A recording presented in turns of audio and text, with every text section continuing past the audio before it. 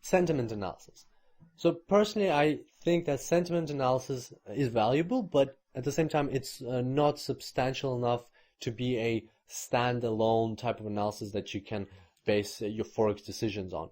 I think sentiment analysis is more of an auxiliary type of analysis that you can, and you probably should, add to your own analysis to make it more robust. So sentiment analysis implies trying to assess and understand the general mood in the market, what traders are thinking, what their expectations are. And a good starting point for that is Twitter and Facebook. So you can go on Twitter, search a currency pair, and see what people are thinking, what they're talking about, what they're kind of expecting. And also you can find that out on Facebook, in certain groups, in certain circles, other social networks like Google+, basically any type of social network, including forums.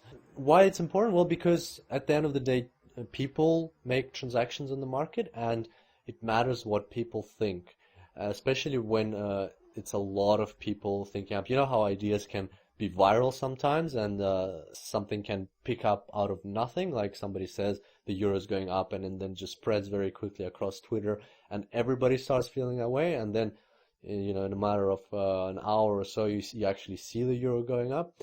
Once again, it is rare that just purely sentiment drives the market, but it's good to assess it and keep it in the back of your mind. Also, sentiment is reflected often in currency pairs. You'll eventually learn how to pick it up from the charts, some types of sentiment. For instance, a good one is when traders are uncertain and they're nervous, you'll see consolidation on the chart.